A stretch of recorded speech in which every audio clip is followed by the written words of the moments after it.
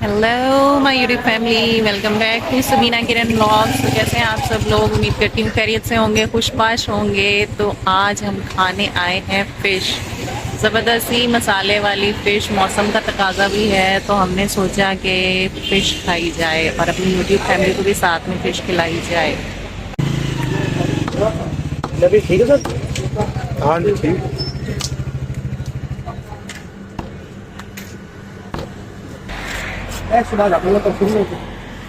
ਫਿਰ ਅਸੀਂ ਗੇੜਾ ਗੂੜਾ ਕੱਢਿਆ ਜੀ।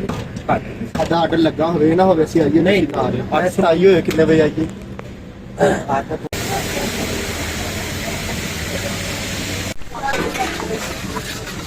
ਮਸਾਲਾ ਤੇਜ਼ ਰੱਖਿਓ ਜਰਾ। ਆਜੇ ਥੋੜੀ ਤਾਂ ਨਮਕ ਹੀ ਲਾ।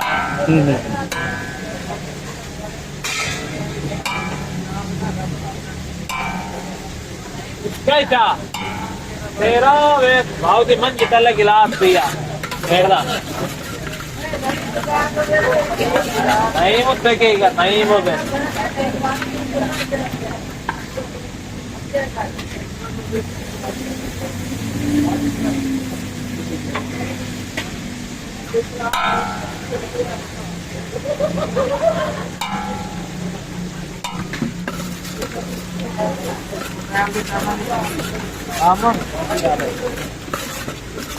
ਇਹ ਕੀ ਜੇ ਮੇਦਾ मैं ਤੇ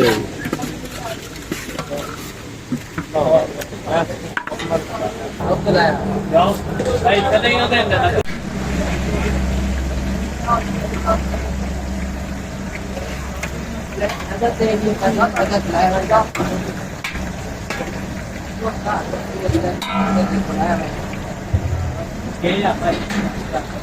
करके पैक कर ये रहता है पैक करा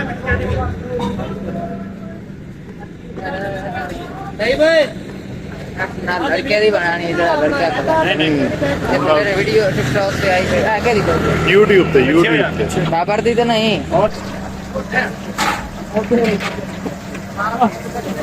लो टीवी तो दो दे आया है मरवाद कौन कौन हाँ ये आया है ना ये बात अकेले क्या जाते अकेले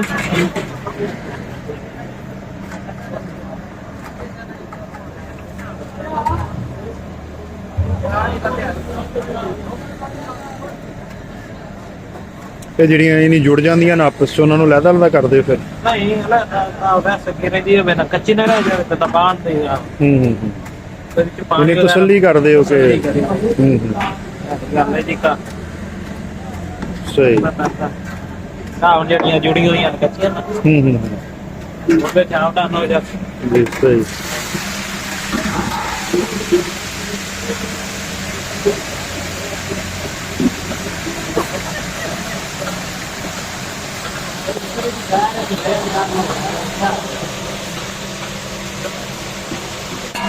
ये नहीं मैं समझ के लगा तो इसका रखा शुरुआत में ये अपना नहीं चल रहा मैं काम अच्छा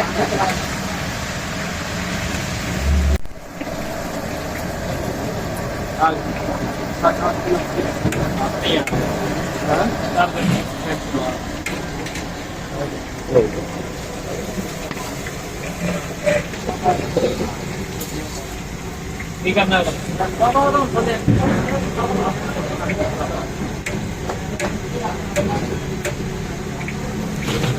चेक कर दी थी नहीं बस हेलो क्लैपिंग ओह ये बच्चा हैप्पी हो गया फिश खा के है। पहलवान रेसलिंग भी हो जाए है। जॉन ये जी सीना। मिकाइल देसी पहलवान है पता ऐसे हरियाणा वाला।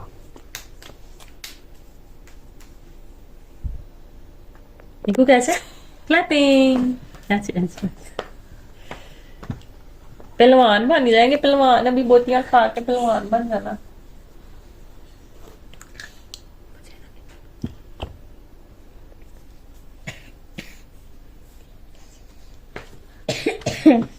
ये पहलवानी पहलवानी है।